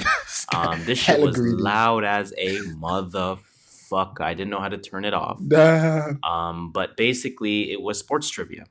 Oh. Right. This is not why I know this, but I was like, oh, that makes sense why you know this. This is not why I know this, but yo, don't question my fucking NBA knowledge like that ever again. I'm fucking with you. But, yeah, they're 1 and 2, and I'm sure Steph is probably like within within 1,000. He's gonna be one by the end he retires. He has to be one by the end he retires. But how much is Ray Allen ahead of him? I don't know, but I know at his age. Yeah, obviously, man. It's a different league, though, man. It is. Every single year, you see a stat about a new rookie three-point record being broken. Because last year it was Donovan Mitchell. He hit the most three-pointers out of any rookie. This year, halfway through the season, it's like Luka or Trae Young or some bullshit. Like, yeah, he's 250 away from Reggie Miller, who's at number 2. Oh my god, that's one season. He's about he's about 700 away from. That's what I thought. So in 3 years, he's going to be. So give him 2.5, 3 years, and he's gonna eclipse fucking everyone. And he's only 30. Now, I guess the question that I want to ask: do you even think he's gonna hold that record for any length of time? Yeah, I don't think so. Yeah. I think everyone in the game shoots 3-pointers. No one's taking as much as he does. That's what you're missing. Like no one's taking 5 to 7 a game, except for James Harden. I'd argue that no one is right now. Brooke Lopez is.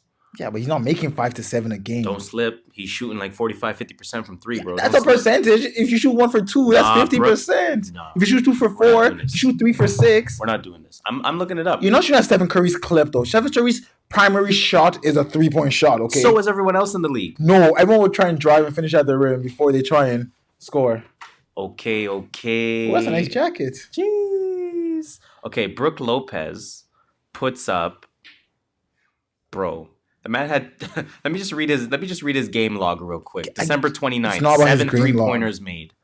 January 1st, 7 3-pointers made. January 4th, 2 3-pointers made.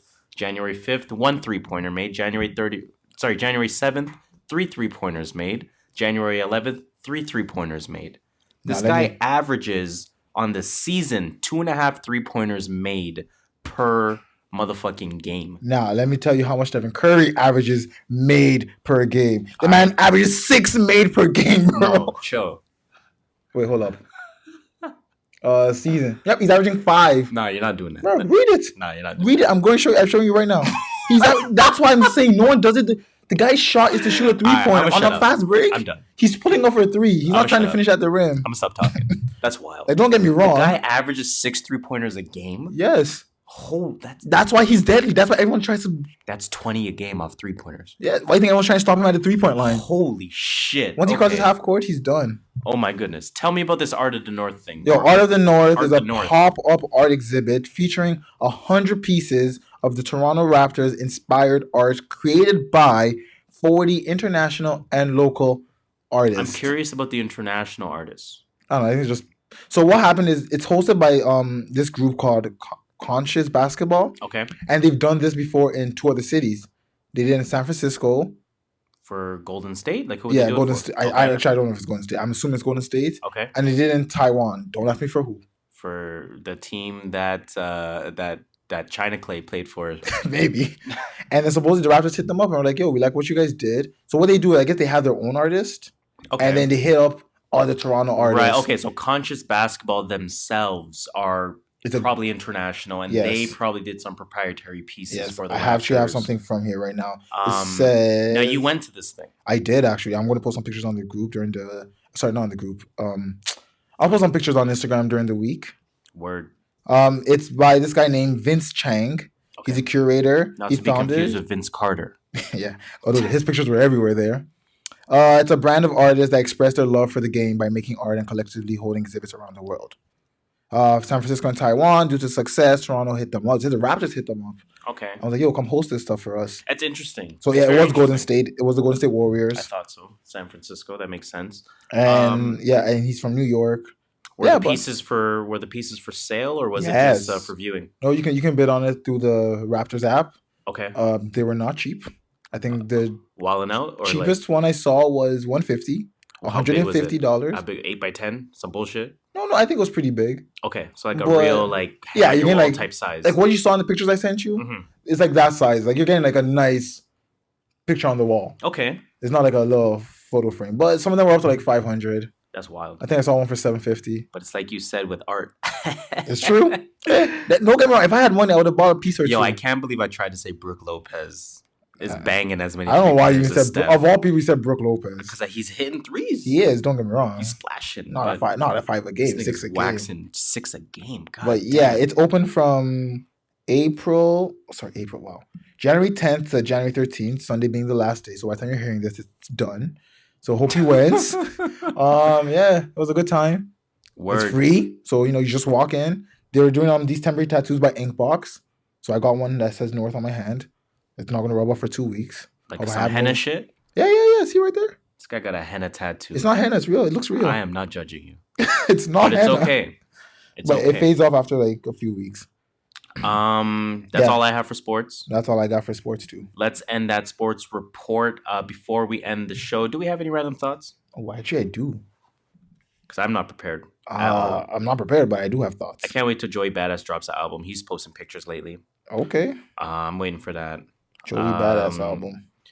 Let me go on Twitter real quick and see what's trending. Ta la la la la. I don't know where you come up with these beats sometimes. It's a Christmas one. No, I know that, but it came out of nowhere. Like I don't know, it's just whatever's in my head.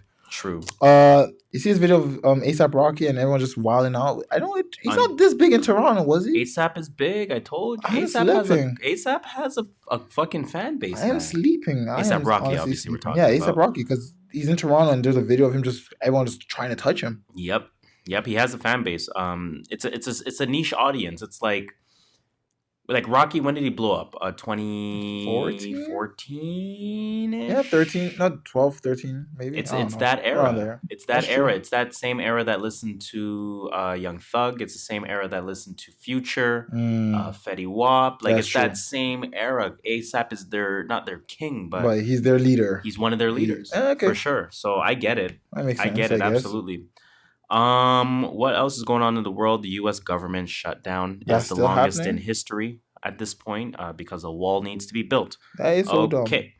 Let me ask you this question. Okay, I'm answering. So Atlanta faced the Raptors recently last week. We ended up beating them on a buzzer beater. It wasn't a buzzer beater, but it was close to the end of the game. Mm-hmm. So now I'm going to give you this fictional scenario and tell me who will win. On Atlanta, you have 2 Chainz. Okay. Future, Young Thug. God. Quavo. What are you about to ask me? Gucci Mane. Put Offset on there. 6 Man. 6 Man. 21 Savage. Ooh, I'll take 21 as and on 6. Toronto. Now hold up. 21 is my starting power forward. Okay, maybe it is. You can change that lineup how you want. All right. Toronto, you got Party Next Door. Okay. The Weeknd. Drake. You want to know what this Tory is? Lanez. We got Thanos. And Nav. We got Tory though. Look at it. No, I know. We got Tory though. So who's winning in a music battle and who's winning in a basketball court? This is like on a basketball court, Atlanta's taking that. You can't be sleeping. No, obviously. I mean, no one's beating Quavius alone. 2 Chainz. Chainz. What am I talking about? 2 Chainz is hooping. Are you crazy? Future gonna be high as fuck, but This is like Golden State versus the Cavs.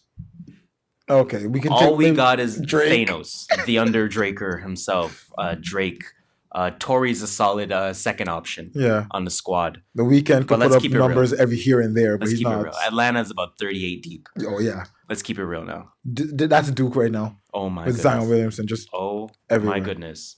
But that's all I got. Or do I have any other random thoughts? I don't think I have anything else. Do you have anything else? Nope. You know what that means? Oh, I guess that means you got to cue the music then. The Incredible Hulk music. Because, that being said, that will bring us to the end, the unfortunate end, of another episode of the True North Views podcast. Can be for short. There's only one thing we ask. Please continue the conversation by telling a friend to tell a friend to tell a friend to tell a friend to tell a friend to tell a friend. 6 degrees of separation. It's a social science experiment. Can you prove that it works? So we have to stop hypothesizing. As usual, I go by the name Harris. I'm your script master, Mr. Triple Double No Assist, JustShola. And I guess you just got to tell them the number one rule. Watch out for the wastemans. Watch out for the wastemans. It's Brick City. Although global warming is real, water levels are rising. Water is getting warmer. Ecosystems are being destroyed. It is January, like damn near 15th, and we haven't seen an inch of snow. Global warming is real. Stay warm out there, everyone, please. And don't pollute. You know what I'm saying? I just saw an ad that says JJ Barea got a season-ending injury and he's on my fantasy team. Yeah, he has a season-ending. God, now I gotta drop him for someone. And now I'm keeping Dennis Smith for sure. It's the True North Views podcast. It's episode 38. Let's go. Let's get it.